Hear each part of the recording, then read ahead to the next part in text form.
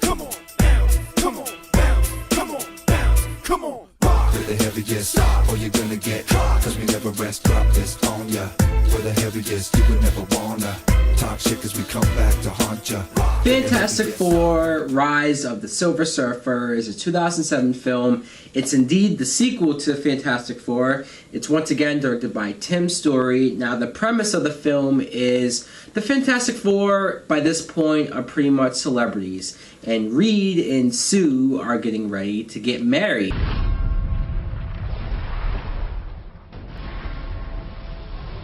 Just when all that's going on, the Silver Surfer arrives to Earth, preparing to destroy it. So the Fantastic Four has to figure out who this guy is, why he's doing this, and how can they stop him. Now, Fantastic Four: Rise of the Silver Surfer, this isn't a perfect film, and there are a couple of things. One big thing in particular that damn near pisses me off about this film. But with that being said, I don't think it's a terrible sequel. These were taken by one of our spy satellites 3 days ago.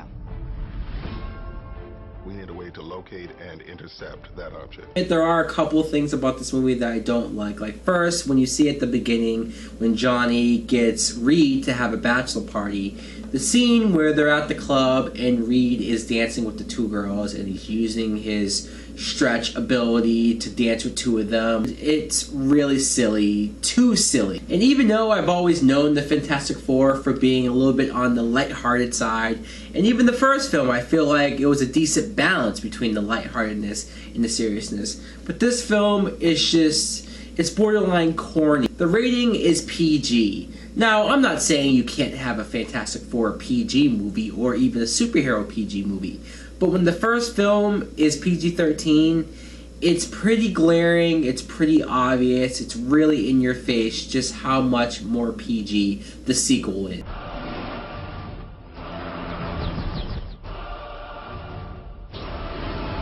Jessica Alba as Sue Storm, once again, I don't really care for her being cast as Sue Storm. I don't hate her like some people do. She is hot to look at, so there's a plus for Jessica Alba. But I guess ultimately I just don't buy her as a scientist. But at least her character here isn't acting as immature as she is in the first film. At least she understands why Reed is still willing to work with the government in order to figure out who the Silver Surfer is.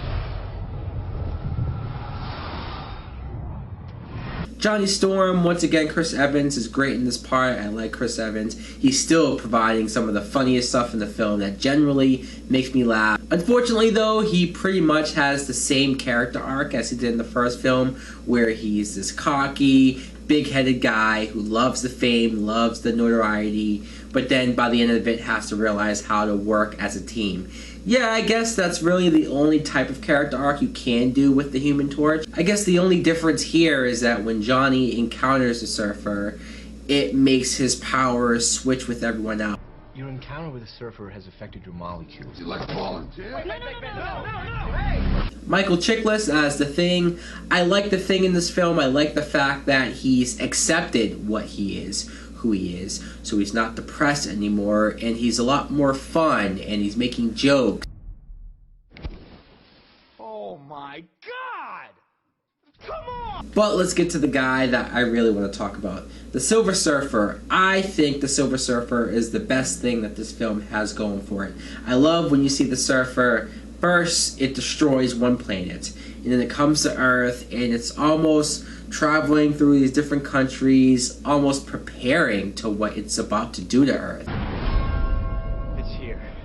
That's bad. That's really bad. The effects for the Surfer look great. He looks amazing flying around on his board. I know most of it's CGI, but still, it looks fucking awesome. Like the one scene where the Human Torch is chasing the Silver Surfer all through the city and the world. I fucking love watching that. Honestly, that scene alone is reason enough to watch this film.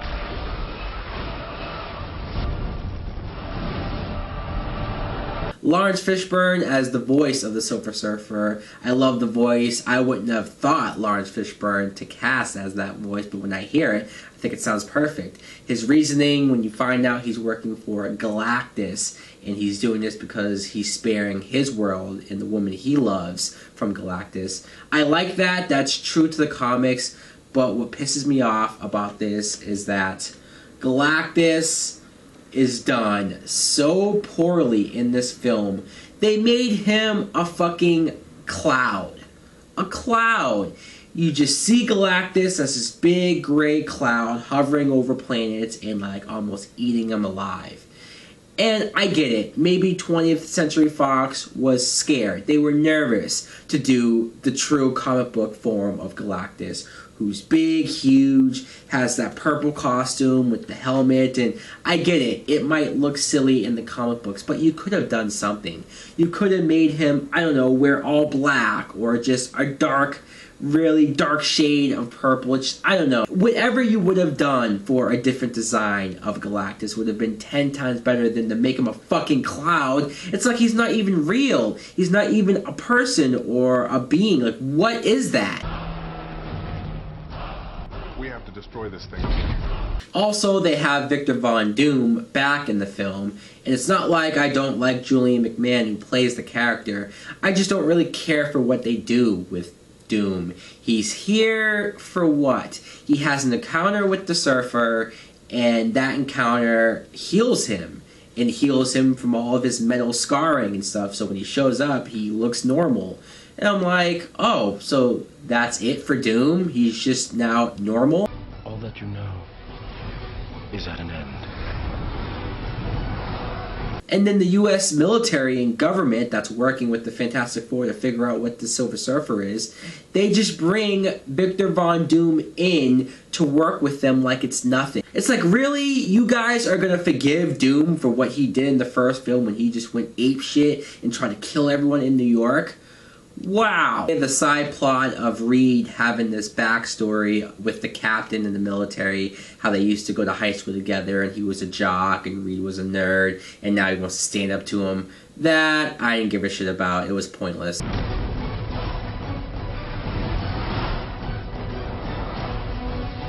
But getting back to Doom, once again, second film with Doom, I don't understand his plan or his goal. Which sucks because I like Victor Von Doom, the character from the comics. He's an awesome villain, one of my favorite Marvel villains, but he hasn't really been portrayed all that great in the films. Here, it's like he wants what? He wants to surf his board?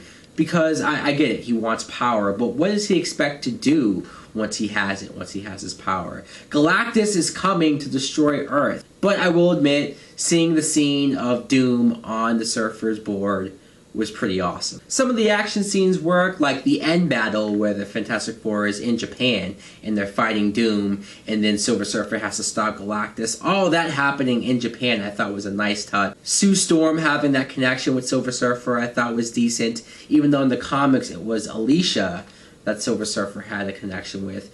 And I almost would have rather seen that just because Alicia doesn't really do much here. I would like to see Kerry Washington, her role be played up bigger and more important. But at the same time, I guess, since you don't have Jessica Alba doing anything, they needed her to do something.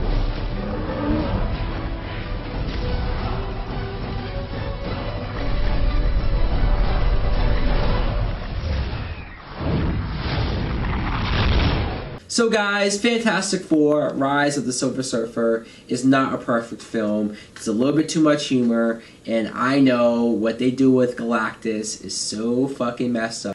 Fuck you, 20th Century Fox. Could this movie have been a lot better? Hell yeah, it could have been a lot better. But as it stands, as we have it, as it is, I will say I do still enjoy Rise of the Silver Surfer. So guys, let me know in the comments below what you think of this film. I know most of you hate it, but hey, what can you do? Like and subscribe. Later!